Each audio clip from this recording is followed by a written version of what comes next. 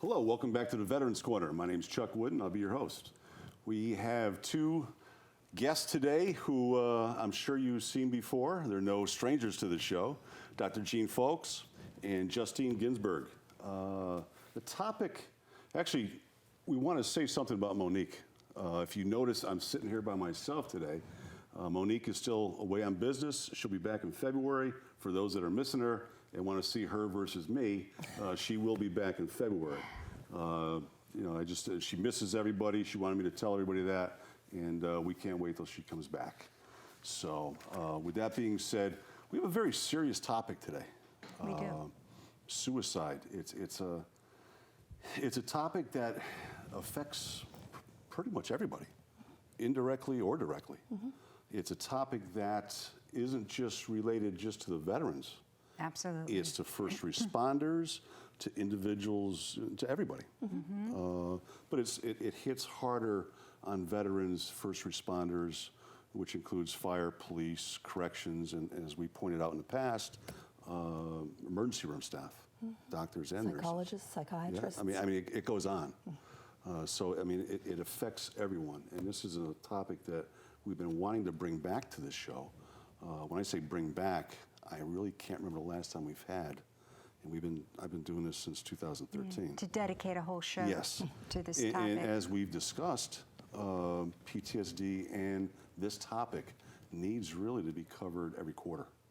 And that's my goal, our goal here at the Veterans Corner, to do that. And to open up conversations at home, because we need to help people stop being afraid to talk about it. Absolutely. Yeah, which is just the case, which you guys will definitely let the viewers know. Yeah. I mean, a lot of people, they are afraid to talk about it. We're going to work on that. What I'm going to do is I'm going to read a couple bios here. It's only important. You've seen Dr. Jeanne here and Justine. Justine was here just last month or at the last shows talking about PTSD. Actually, the three of us were here. Yeah. And you just kind of moved over. I did. I just slid on down the desk. Gave me some more room. Dr. Jeanne C. Folks is a licensed professional counselor and is a clinical director of Connecticut Psychotherapeutic Resources in Avon, here in Connecticut. A private practice dedicated to the treatment of psychological trauma. With 38 years in practice, she sees individuals, couples, and facilitates groups. She is also a national workshop presenter, blogger, clinical consultant, and a forensic evaluator. Jeanne is also taught as an adjunct professor of the psychology at Central Connecticut State University and as a clinical instructor at the University of Connecticut School of Medicine. Jeanne is an EMDRIA approved consultant, has advanced training in emotional freedom techniques, and is a master ART clinician. She is appreciated by clients, students, and consultees alike for her insight, skill, and warm humor. We mentioned it the last time, and we can all vouch for that. It's always a absolute pleasure to have you here, Jeanne. Thanks, Chuck. Dr. Jeanne has been a guest here at the Veterans Corner countless times, sharing her expert knowledge on the topic of PTSD and now today, suicide prevention. Welcome, Jeanne. Thank you. It's great to have you back. Justine, someone else is not a stranger to the show. Justine Ginsburg is the community health director at Farmington Valley Health District in Canton. Justine holds a BSN, and in the past I've messed that up, and now I know what it is, Bachelor of Science in Nursing, and is a registered nurse. She is the director and founder of Resilience Grows Here, an organization that fosters the health and resilience of our veterans across their lifespan.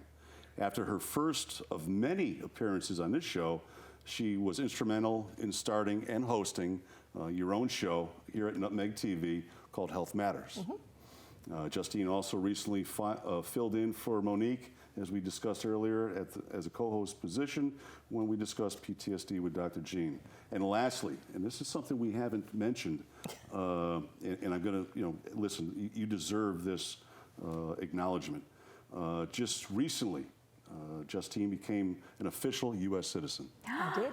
Well done. Thank you. On behalf of all of us here at the Veterans Corner, we'd like to extend our heartfelt congratulations. Thank you very much. Aussie. I haven't been able to shake the accent yet. Yeah, well, it's... We don't want you losing that. No. Well, let's get into the serious topic here. This is very important. Let's just jump in. There's a number of questions here that we've heard over and over again, and let's address them. Okay. What should you do if someone tells you they are thinking about suicide? Don't panic and talk. Have a conversation. Absolutely. I think, as Dr. Jeanne was saying in the opening, how we are so frightened when the word suicide comes up. The worst thing that we can do is to panic. Yeah.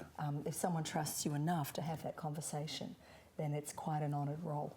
Yeah. And to be able to have that conversation and take it seriously is vitally important to being able to help them. And you're not going to make it worse. No, absolutely not. You are not going to make it worse by listening and talking and asking what's really going on. Absolutely. I mean, somebody that's been in that position a couple times, you're right. It's, you know, if you're that uncomfortable in the beginning, listen, and then form a game plan. But follow them. Watch their body language. Absolutely. And respond There's in no accordance rush. to every minute that passes. Yeah. And while somebody's engaged with you, there's time. And that time is best spent listening and understanding, and then coming up with a plan and getting the help that's needed. Let them vent. Totally. I mean, I don't have the knowledge, but that's just from my experience. Absolutely. You're right on. Is it possible to predict suicide? To a degree. I mean, there are signs, signals, indicators, and there are risk factors. And we can certainly have awareness when we're in relationship with someone or know someone that has a lot of risk factors in their life. We want to be a little bit more acutely vigilant about what's going on with that person and seeing changes in mood, in attitudes, in demeanor, and checking in with them. Absolutely, and also when you look at the situation in a person's life, so as you're looking at those verbal and non-verbal behaviours, then you look at the changes that might be happening in someone's life, some of those big life moments that can increase somebody's risk factor. Being aware of what's happening with those around you is vitally important to being able to assist somebody. Yeah, one thing, once again, I've got some experience with this myself. One thing I've noticed, if they're really serious, you're going to have to look hard because the ones that are, the symptoms, the body language is a little bit louder, it's a lot of times it's for attention. Am I right, wrong? Well, yeah, to a degree, there is the issue of looking for attention, of sending Help, out I should signals say for help and to get assistance. And the closer a person gets to the moment of making a decision to take their life, actually they can start to calm down because all the internal wrestling has stopped. And so they can actually seem a little bit calmer and better, and that can be very deceptive. So we will be talking in the next show about guilt and regret. But oftentimes the person will look less likely to be suicidal at the very end. Yeah. I'm glad you mentioned it. This is a two-part series. The second part is, what was it? Guilt and regret. Guilt and regret. I should know that. I just had a... No, it's okay. Just went over my head. We're in this show right now. Yes, but I just want to let the viewers know that this is part one of a two-part series. Why do people commit suicide? I mean, it's... You know, I know that's a... I don't know. Sometimes people feel as though they're out of options. And I think part of, and as Dr. Jeanne was saying before, you know, one of our great failures as a society is not talking openly about mental health challenges. And what can happen is somebody can bottle up what can seem like an easily solvable issue for many months or many years, and it grows and becomes much larger than it was when it began. And then people can feel backed into a corner as though there's no way out, that this is as bad as it's ever going to get. And for some, without the right tools of therapy and assistance in gaining a toolbox for emotional wellness, they can feel as though there's no other choice. Yeah. There's a lot of desperation involved. Yeah. There's a feeling that there is no other option. And it's usually they're wanting something to stop. They're wanting emotional pain to stop. They're wanting desperation to stop. They're wanting feeling worthless to stop or feeling like they're a burden to stop. They're actually trying to stop some feeling experience that is overpowering, overwhelming, and all-consuming. And it feels like the only way to stop this feeling that I have is to stop my life. Yeah. That last step in the process. Yeah. What's the common method of suicide that we've seen? I think probably the most important thing to talk about here, and we try very hard not to get into methodologies because that's not helpful to our viewers at home, but the one statistic we can't avoid is the fact that over 70% of suicides is by firearm. Yeah. So particularly in this country, and it's not got anything to do with Second Amendment rights. It's got very little to do with a person's right to bear arms. It has to do with how do we safely store firearms and ensure that they are not able to get into the hands of somebody who's feeling pushed up against that wall as though Absolutely. they have no other choice. We call people who take their lives by firearm lethal planners. They have no intention of being found or rescued, and that's why they choose a firearm. They not only know how to use it, they know how to access it, and they seek not to be found. Yeah. So there's very little time when someone chooses that methodology for somebody to be able to intervene or to be able to stop that process. So if we can remove that access to lethal means of a firearm, it buys us time as a community, as a family, as mental health workers, as a health community. It buys us an opportunity to be able to pick up those signs and to be able to assist somebody.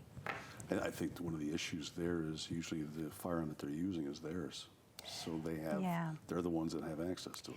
And, you know, not everyone agrees with me on this, and that's fine.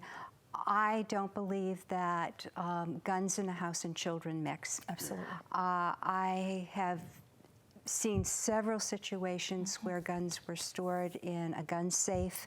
Everything was done correctly and properly, and parents would have sworn their children didn't have the combination to the safe or didn't know how to operate a gun, but you underestimate how observant children are.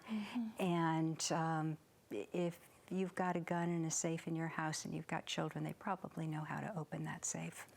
And you know, I think both Dr. Jeanne and myself, fortunately or unfortunately, spend a good portion of our working careers working with families who have experienced loss by suicide. And if there's one moment that could be undone, to not have a firearm readily available in a home, that's something we can't undo. So it's really important, and I agree, if you do have, particularly teenagers, that volatile period of time where there's a lot of impulsivity, not a lot of thought about what might come next, having that ready access, and it often isn't even your firearm, it's a neighbour's firearm or an uncle's or a grandfather's. Really being aware of where firearms are in the presence of your teenagers is very important. You were talking about responding to, it's somebody that's responding to someone with a firearm that's talking about committing suicide. Yeah. It's not like responding to someone that has a rope in their hand or a knife, or even a knife. Right. A firearm, I'm saying this because I've actually been on the receiving end of this. I've had to respond to somebody with a firearm. Yeah. And where I had to forcibly take it away. You know, not forcibly, we weren't wrestling, but I had to grab it. Yeah. Most people would probably think twice about even getting themselves into that position. And I think we would advise, you know, in that situation, that is a 911 call. Yes. Absolutely. We do not ever, I mean, as mental health providers and as suicide prevention workers you do not ever want to put yourself in that position. The police are the best to handle that situation. And we always say, if there's a firearm, if a person is under the influence of a substance, be that drugs or alcohol, and they are clearly suicidal, they have had a suicidal ideation that they've been clear about, that is absolutely a 911 call. In my particular case, it was a judgment call, and time was of the essence. Yeah. And you're also very familiar with guns, and well-trained. I didn't have the convenience of picking up the phone and calling 911. Right. Sure. But you're 100% right. I mean, I can tell you from the adrenaline level that goes up when you're in that position. Absolutely. I hate to use the word successfully, but why are men, here we go, I'm going to use it, why are they more successful in committing suicide than women? Well, they're more successful at completing suicide. Men are much more likely to choose a firearm. They're much less likely to use pills, for example, which actually gives you more time to be found and for intervention to happen. Men are also more decisive. They've given it a lot of thought, and when they're ready to act, they tend to act swiftly. Yeah. It's who is the highest? And we talked about some of the risk groups, veterans, first responders. Right. But who is at the highest risk for suicide here in the States? White males. White males. White males. White males. Unfortunately, it is one of those demographics, and it's one that we often don't talk about, but without question, white males are by far more at risk of completing suicide. And within that category, white males between 17 and 25 are at even higher risk. And we haven't talked often about the elderly and suicide. Men over the age of 80 are also at much higher risk of committing suicide. They're often much more decisional in terms of wanting to take charge of difficult medical diagnoses, of being afraid of not being able to be independent and caring for themselves, and wanting to take matters into their own hands and just, end their life on their own terms. But that is another risk population. And elderly veterans is something that we need to look at and talk about, really seriously, because they are vulnerable. They suffer greatly from loneliness, from social isolation, and they're usually comfortable with and own a firearm. So, we talk about the 22 a day for veterans. The misnomer. And we've talked about this at great lengths, of how that number is not accurate. Well, it doesn't include, the 22 a day does not include people who take their life whilst in active service, and it doesn't include those in our National Guard. So that once you add those two tallies in, and the Department of Defence only releases those statistics every quarter. And unfortunately, they are not going down, they're going up.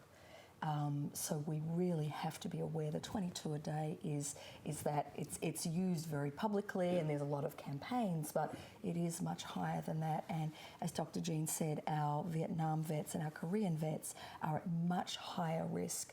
And there is a phenomenon too. Once a veteran, particularly a Vietnam veteran, stops working, they retire, there's suddenly a lot more time on their hands. They've lost structure. Totally, to start thinking about what it is that has troubled them over all these years, and often what it is that they haven't addressed.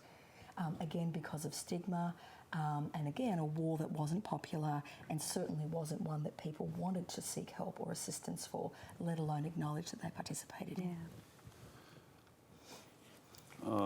One thing is that people probably think that it's just active duty. May it be first responders, or there's, like you said, a lot of Vietnam veterans now. Oh boy. A lot of retired first responders. I mean, I could speak on corrections. I mean, the numbers are staggering nationwide. Absolutely. So it's not just people that are there. The effects of what happened to them at that time carries on throughout their life. Absolutely. Until, I mean, if they don't have a good, solid support base. This show has gone by extremely fast. I mean, we've got less than 5 minutes left.